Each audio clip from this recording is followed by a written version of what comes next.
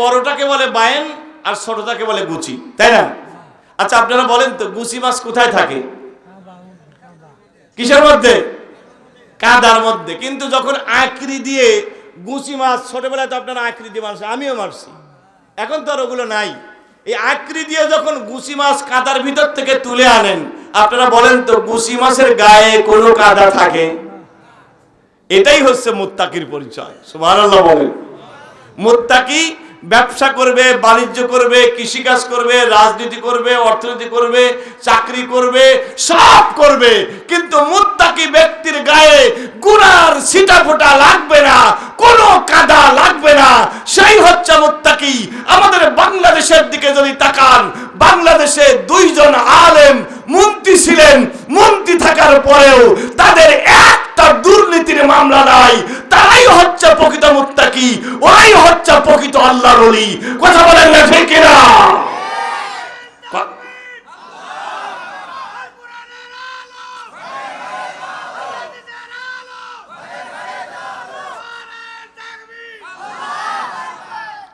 আমরা যে আজকে ওলি মনে করি আলাদা একটা জাত, অন্য কিছু না, ওইরকম কিছু না। ওলি মানে ফু দিয়ে বালিশ ফটায় দেবে, ফু দিয়ে গ্লাস ফটায় দেবে, অমকের ছেলে অমক অমক ওলি, ওই বংশ সিলসিলায় ওনারা ওলি। আমি আমার কথায় আবার আমি আশা করি আবার ইউসুফ ভাই রাগ করবে না।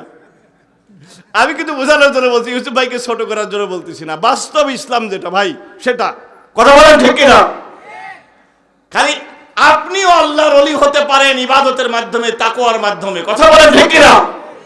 ওলি আপনার কাজের ভিতর দিয়ে প্রমাণ হবে আপনি কত বড় আল্লাহর ওলি। আমাদের দেশে অনেক লোক আছে 5 ওয়াক্ত নামাজ পড়ে, আর ওদিকে সুবহানাল্লাহ 200 বার, আলহামদুলিল্লাহ 300 বার, সুদের টাকা 400 বার। আছে না নাই? আবার এদিকে অফিসে চাকরি করে, মাথায় সবসময় টুপি, আপনি তার কাছে যাবেন, ঘুষ ছাড়া ফাইল নড়ে না। আছে না নাই? আবার যদি বলেন ভাই ঘুষটা কেমনে দেবো, টাকা পয়সা নাই, কয় তাহলে কাজ হবে না। টাকা নিয়ে গেলে বলবে যে দেন দেন দেন দেন, তাড়াতাড়ি দেন তাড়াতাড়ি দেন, আমি আবার জামাত ধরবো। আছে না নাই? কি ধরবে?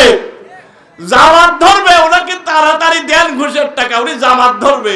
ওরে আল্লাহর ওলি, তুমি আল্লাহর ওলি না, তুমি শয়তানের ওলি। কথা বলেন ঠিক কিনা?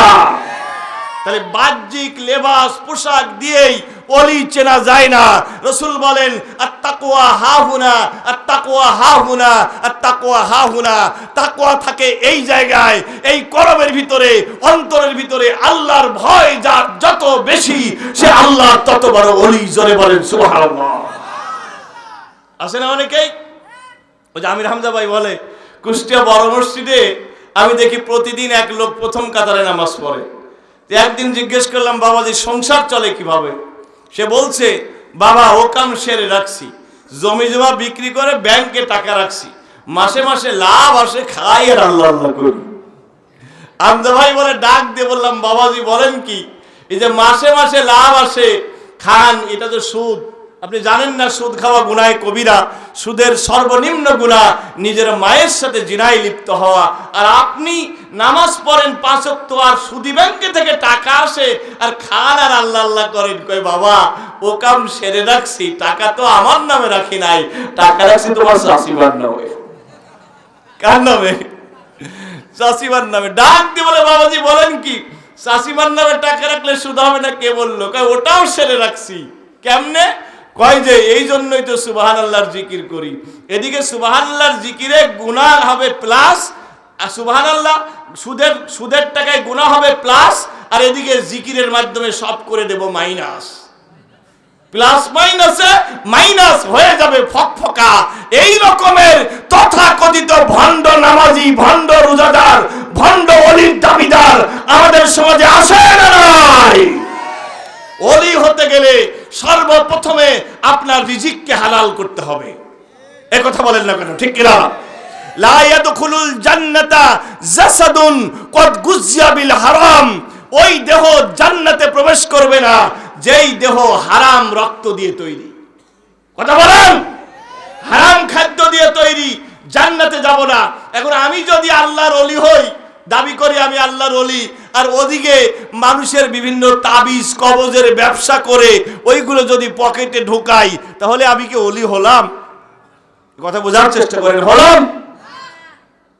হ্যাঁ, আপনি ওইটা যদি একটা পেশা হিসাবে নেন তাহলে কিন্তু হলো না। কারণ হচ্ছে কিয়ামতের ময়দানে লা তাজুলু কদাম ইবনি আদমা হাত্তা ইসআলা আন খামসিন, 5টি প্রশ্নের উত্তর দেওয়া না পর্যন্ত আদম সন্তানকে এক ধাপও আগাতে দেওয়া হবে না, বলছেন বিশ্ব নবী। জোরে বলেন আল্লাহু আকবার। কয়টা প্রশ্ন? 5টা প্রশ্ন। 1 নাম্বার, আন উমরিহি ফিমা আবলাহু, তার জীবনকে কোন পথে ব্যয় করেছে। ওয়ান শাবাবিহি ফিমা আপনাহু, বিশেষ করে তার যৌবনকে কোন কাজে লাগিয়েছে। ও আন মালিহি, তার মাল সম্পর্কে জিজ্ঞাসা করা হবে। মিন আইনা ইকতাসাবাহু, কেমনে উপার্জন করেছে। পরের জমি ঠেলে, ঘুষ খেয়ে, সুদ খেয়ে, মিথ্যা কথা বলে, প্রতারণা করে এই রকম করে উপার্জন করেছে কিনা জবাব না দেওয়া পর্যন্ত এক ধাপ আগাতে পারবে না। কিসের ওলি? কথা বলেন ঠিক কিনা? কথা বলেন। এজন্য মাথায় রাখতে হবে, দাবি করলেই ওলি হওয়া যায় না। ওলি হতে গেলে আপনার কর্মের ভিতর দিয়ে ওলি হতে হবে। কথা বলেন। আলহামদুলিল্লাহ, আমাদের এই নওয়াব আলী হাজী সাহেবরা ওই রকমের ওলি ছিলেন। সুবহানাল্লাহ বলেন। তাদের কথার সাথে কাজের মিল ছিল। কথা বলেন। এজন্য তাদের কথায় কাজ হতো। তারা ফু দিলে পরে মানুষের রোগ ভালো হয়ে যেত। সুবহানাল্লাহ কোন। এখন তো আমরা দেই, আমাদের হয় না কেন? ঠিক কি না? ওই কোরআন শরীফ পড়েই তো আমরা দেই, ওই সূরা ফাতিহা পড়েই তো আমরা দেই, আমাদের হয় না কেন? তাদের রিজিক ছিল হালাল। তারা একটা জমির শাক তুলে আনলে বলতো শাক খাবো না, আগে বলো এই শাক কার জমিতে তুলছো, আমার জমিতে না পরের জমিতে। পরের জমির হলে তারা শাক খেত না। আর আজকে আমাদের অবস্থা দেখা দেখা নাই, যা আসে পকেটের ভিতরে ঢুকাও। আমরা আল্লাহর ওলি হতে দূরের কথা, জান্নাতেই ঢুকতে পারবো না। লা ইয়াদখুলুল জান্নাত জাসাদুন কদ গুযিয়া বিল হারাম, ওই দেহ জান্নাতে যাবে না যে দেহ হারাম রক্তে তৈরি। কথা বলেন ঠিক কিনা? কথা বলেন। আগে রিজিক হালাল বানাতে হবে। রিজিক কি করতে হবে? আল্লাহর নবী বলেন অফিমা আনফাকাহুম, শুধু কোন পথে উপার্জন করেছো এটাই বলা হবে না, বরং বলা হবে তুমি কোন পথে ব্যয় করেছো। তোমার টাকা আল্লাহ দিয়েছিল বলে গান বাজনায় ব্যয় করেছো, নাকি ছেলের সুন্নাতে খাতনায় 2 লাখ টাকা খরচ করেছো, নাকি তুমি তোমার দরকার ছিল না, প্রয়োজন ছিল না, বাড়িতে 1 লাখ টাকা দিয়ে টিভি কিনেছো, আছে না ভাই? নাকি তুমি 100টা শার্ট বানিয়েছো, 50টা কোট বানিয়েছো, তুমি অপচয় করেছো কিনা? তুমি গরিব দুঃখীর জন্য তোমার টাকা খরচ করেছো কিনা? তুমি যাকাত দিয়েছো কিনা জিজ্ঞেস করা হবে। জবাব না দেওয়া পর্যন্ত এক ধাপ আগাতে দেওয়া হবে না। আর 5 নাম্বার প্রশ্ন, ওয়ামা আমিলা ফিমা আলিমা, তুমি যে ইলম অর্জন করেছিলে, যে জ্ঞান অর্জন করেছিলে, ওই জ্ঞান অনুযায়ী আমল করেছো কিনা?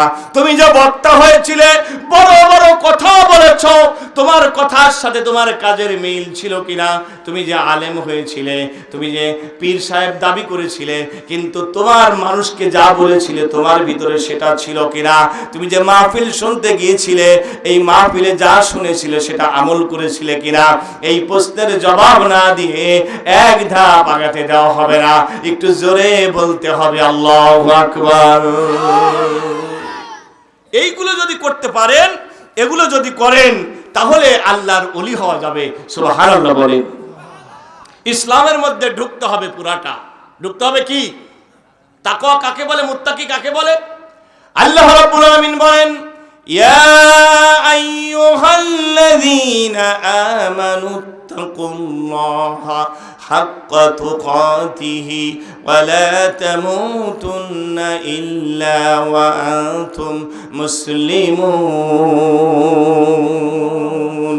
আল্লাহ বলেন, হে ঈমানদারেরা, আল্লাহকে ভয় করো, ভয় করার মতো ভয় করো, আর পরিপূর্ণরূপে ইসলামের মধ্যে দাখিল না হয়ে কিন্তু মৃত্যুবরণ করো না।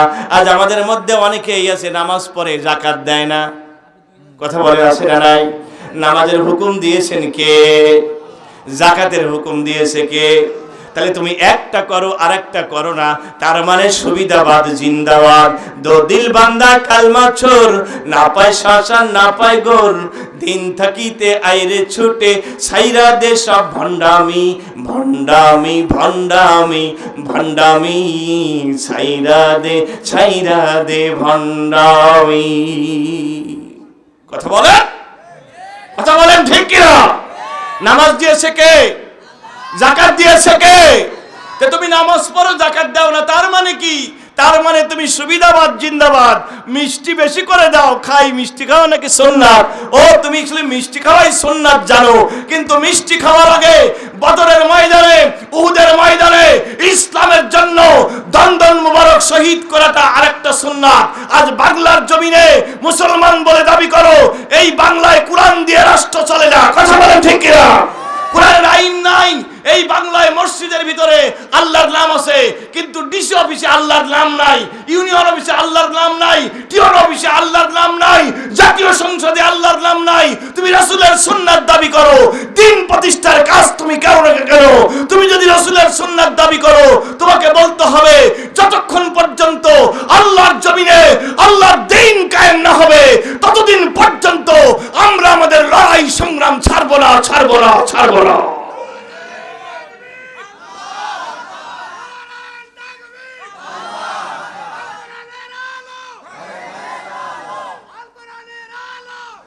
আলহামদুলিল্লাহ।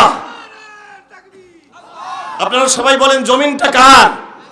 আর একটু আসতে বলেন, জোরে বলেন জমিনটা কার? আকাশ কার? সাগর কার? পাহাড় কার? আইন চলবে কার? চলছে কার?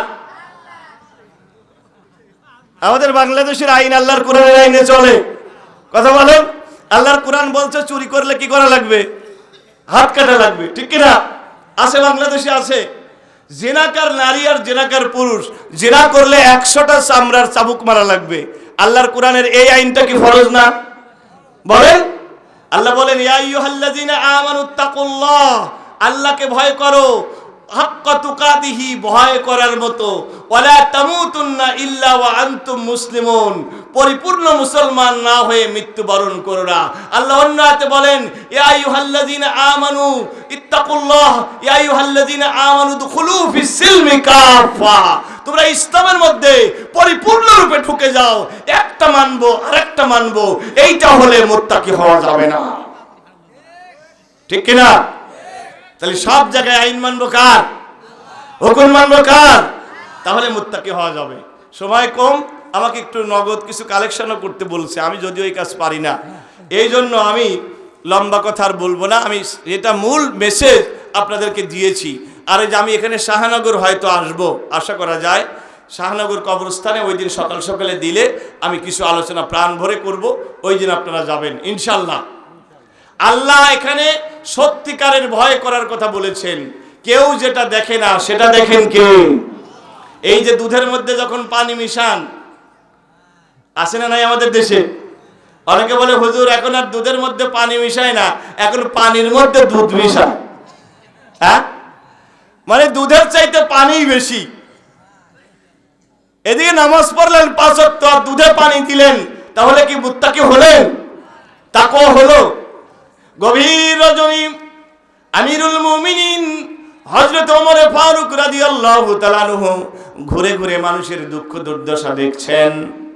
যেতে যেতে তিনি একটা বাড়ির পাশ দিয়ে যাচ্ছেন, তিনি কথা শুনতে পেলেন একজন মহিলা এবং তার মেয়ের ভিতরে কথা হচ্ছে।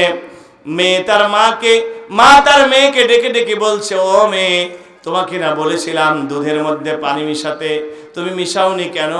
মেয়ে ডেকে বলে, মা তুমি কি শোনো নাই, আমিরুল মুমিনিন হযরতে ওমর নিষেধ করেছেন। সুবহানাল্লাহ বলেন। এবার মা ডাক দিয়ে বলে, ও মেয়ে, এই গভীর রজনীতে ওমর তো দেখতে আসবে না, তুমি দুধের মধ্যে পানি মিশালে কে মিশালে না? মেয়ে ডেকে বলে, ও মা, গভীর রাত্রিতে ওমর হয়তো ঘুমিয়ে আছে, ওমর হয়তো দেখতে আসবে না, কিন্তু ওমরের আল্লাহ কিন্তু ঘুমায় না। আল্লাহু লা ইলাহা إلا هو الحي القيوم لا تأخذه سنة ولا نوم মা আল্লাহু লা ইলাহা ইল্লা হুয়াল হাইয়ুল কাইয়ুম আল্লাহ চিরঞ্জীব চিরস্থায়ী লা তাখুযুহু সিনাতু ওয়ালা নাওম কোন ঘুম কোন তন্দ্রা তাকে স্পর্শ করে না ওমর হয়তো ঘুমায় আছে কিন্তু ওমরের আল্লাহ কিন্তু ঘুমায় না ওই আল্লাহকে ভয় করো আমি দুধে পানি মিশাতে পারবো না চিৎকার দিয়ে বলেন সুবহানাল্লাহ ওই মেয়ের ভিতরে আল্লাহর ভয় আছে না নাই আব্দুল কাদের জিলানী আল্লাহর ওলি ছিলেন তার নাম শুনছেন আপনারা অবশ্যই শুনছেন শুনেন নাই আব্দুল কাদের জিলানী রহমতুল্লাহ আলাইহি তার কাছে যদি কেউ মুরিদ হতে যেতেন তিনি 3টা সবক দিতেন বলেন কয়টা জোরে বলেন জোরে হলো না আরো জোরে কয়টা এই সামনে করা লাগবে না মিছিল একটু প্র্যাকটিস করেন কয়টা জোরে বলেন 1 নাম্বার আল্লাহ আমার সঙ্গে আছেন আল্লাহ কি আমার সঙ্গে আছেন আল্লাহ বলেন সঙ্গে তো দূরের কথা ওয়া নাহনু আকরাবু ইলাইহি মিন হাবলিল ওয়ারিদ বান্দা তোমার এই যে শারগ ঘাড়ের রগের চাইতেও আমি তোমার নিকটে আছি আল্লাহু আকবার জোরে বলবেন না আল্লাহ আমার সঙ্গে আছেন প্রথম সবক দ্বিতীয় সবক আল্লাহ আমায় দেখিতেছে আল্লাহ আমায় দেখিতেছে আর তৃতীয় সবক আল্লাহ এই মুহূর্তে আমার দিকে তাকায় আছে আল্লাহু আকবার বলেন কেউ যদি মনে করে আল্লাহ আমার সঙ্গে আছে আল্লাহ আমায় দেখছে আল্লাহ এই মুহূর্তে আমার দিকে তাকিয়ে আছে ওই ব্যক্তি কি কোনো গুনাহ করতে পারে এইটাই হচ্ছে তাকওয়া এটা কি তাকওয়া তাকওয়া হচ্ছে ওই জিনিসের নাম যখন কেউ তোমার কাছে থাকে না ওই নির্জন হালাতে তুমি আল্লাহর সাথে কেমন ব্যবহার করো তুমি পাপ থেকে দূরে থাকো কিনা ওইটাই হচ্ছে তাকওয়া তার সঙ্গে সঙ্গে আল্লাহর সব ফরজগুলো আদায় করা নফলগুলো আদায় করা এগুলো হচ্ছে তাকওয়ার পরিচয় আল্লাহ আমাদের মুত্তাকি হিসেবে কবুল করুন জোরে বলেন আল্লাহুম্মা আমিন আল্লাহুম্মা আমিন প্রিয় ভাইরা দান এসেছে দানের কথাটা বলে আমি বিদায় নেব আলতাফ হোসেন কালু ভাই মৃত রেফাজ উদ্দিন দহপাড়া নগদ 100 টাকা